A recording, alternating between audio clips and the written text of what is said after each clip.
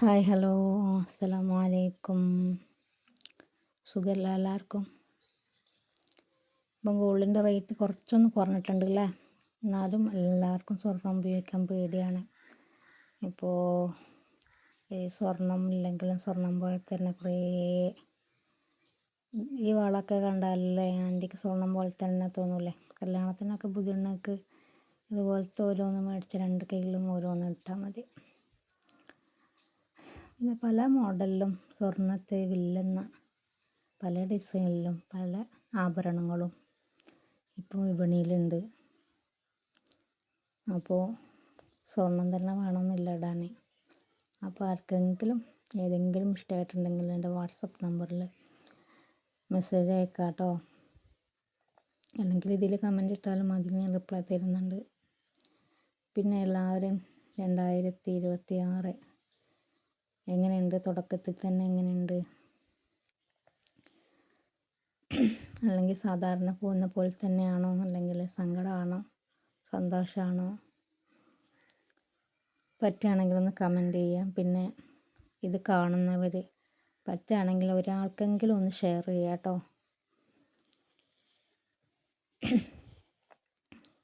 പല മോഡലുണ്ട്. നമ്മൾ കണ്ടാൽ സ്വർണം തന്നെ തോന്നിക്കുന്ന ഇതുപോലത്തെ വള വാങ്ങിയാൽ ഒരു കയ്യിൽ ഇതുപോലത്തെ പിന്നെ പുതുപ്പെണ്ണിനൊക്കെ ഇതുപോലത്തെ വളമൊക്കെ ഇട്ടാൽ സ്വർണം തന്നെ തോന്നും.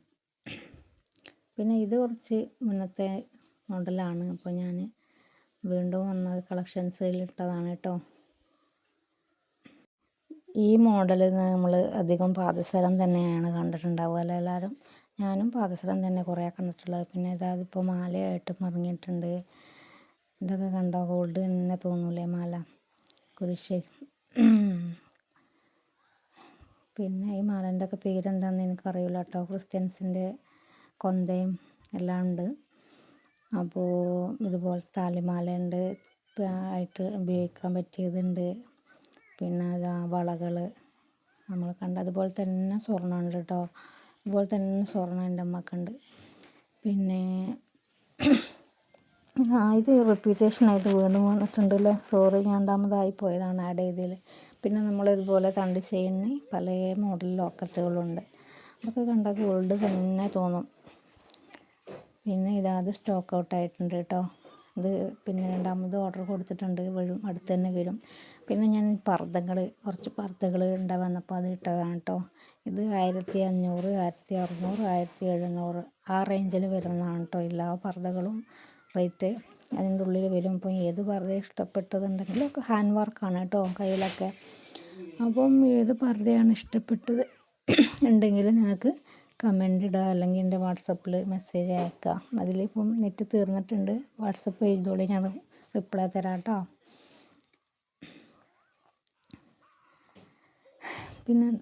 പിന്നെന്താ എല്ലാവരും വിശേഷം?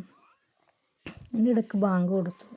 അപ്പോൾ ഒന്ന് പിന്നെ ടച്ച് കിട്ടു. എന്താ അറിയില്ല, തൊണ്ടക്കൊരു കരകരപ്പ്. അപ്പോൾ ഇത്രയൊക്കെ ഉള്ളൂ. അപ്പോൾ എല്ലാവരും വിശേഷം എന്താ? ഒന്ന് കമൻറ്റ് ചെയ്യുക. പറ്റുകയാണെങ്കിൽ ഒരാൾക്കെങ്കിലും ഒന്ന് സെൻഡ് ചെയ്യുക കേട്ടോ. അങ്ങനെയെങ്കിലും വീഡിയോ ഒന്ന് റീച്ച് ആവാൻ വേണ്ടിയിട്ടാണ്. തീരെ ഇപ്പം യൂട്യൂബ് ബ്ലോക്കും കൂടെ ആക്കിയതുകൊണ്ട് തീരെ വ്യൂസ് ഇല്ല. അപ്പോൾ അത്രയൊക്കെ ഉള്ളൂ. അപ്പോൾ എന്തായാലും പറ്റുകയാണെങ്കിൽ കമൻറ്റ് ചെയ്യുക, അഭിപ്രായം പറയുക. അപ്പോൾ ഓക്കെ, അസ്സലാമു അലൈക്കും.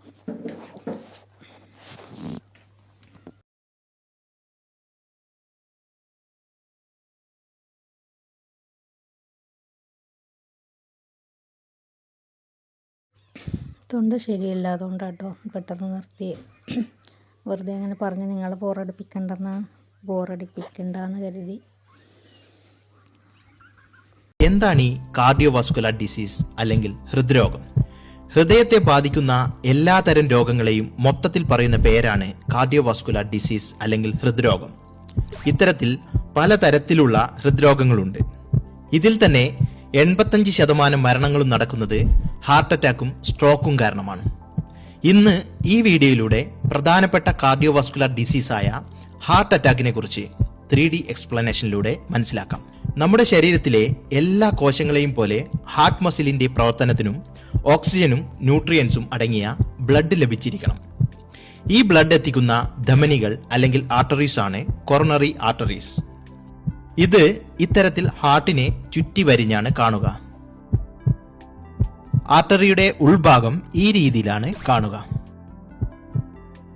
ഇനി ചില കാരണങ്ങൾ കൊണ്ട് ഫാറ്റ് അല്ലെങ്കിൽ കൊഴുപ്പ് ഈ ധമനിയുടെ സൈഡിലായി അടിഞ്ഞുകൂടാൻ തുടങ്ങും. ഇതിനെ പ്ലാക്ക് എന്ന് പറയുന്നു. ഇത് ആർട്ടറിയുടെ ഈ ഭാഗം ഇടുങ്ങിയതാകാൻ കാരണമാകുന്നു. ഇത് ഹാർട്ടിലേക്കുള്ള ഓക്സിജന്റെ സപ്ലൈ കുറയാൻ കാരണമാകും. ഈ അവസ്ഥയെ അതെറോസ്ക്ലെറോസിസ് എന്ന് പറയുന്നു. ഈ അവസ്ഥ വരാനുള്ള പ്രധാനപ്പെട്ട 3 കാരണങ്ങളാണ് high blood pressure, high cholesterol, പിന്നെ സ്മോക്കിംഗ്. ചില സമയങ്ങളിൽ പ്ലാക്കിൽ ക്രാക്ക് വീഴാൻ ചാൻസ് ഉണ്ട്. ഈ അവസ്ഥയിൽ ഇവിടെ ബ്ലഡ് ക്ലോട്ട് ആവുകയും ഹാർട്ട് മസിലിലേക്കുള്ള ബ്ലഡ് ഫ്ലോ പൂർണ്ണമായും ബ്ലോക്ക് ആവുകയും ചെയ്യുന്നു. ഇങ്ങനെ സംഭവിച്ചാൽ മിനിറ്റുകൾ കൊണ്ട് ഹാർട്ട് മസിൽ സെല്ലുകൾ നശിക്കാൻ തുടങ്ങുകയും ഇത് ഹാർട്ട് അറ്റാക്കിന് കാരണമാവുകയും ചെയ്യുന്നു. ഈ സമയത്തും ഹൃദയമിടിപ്പ് ഉണ്ടാവുമെങ്കിലും അതിന്റെ നോർമൽ റിതം തെറ്റുന്നു. ഇനി ഹാർട്ടിന്റെ കൂടുതൽ ഭാഗങ്ങളിലേക്ക് ഇത് ബാധിച്ചാൽ ഹാർട്ട് ബീറ്റ് പൂർണ്ണമായി നിലയ്ക്കുന്നു. ഇതിനെ കാർഡിയാക് അറസ്റ്റ് എന്ന് പറയുന്നു.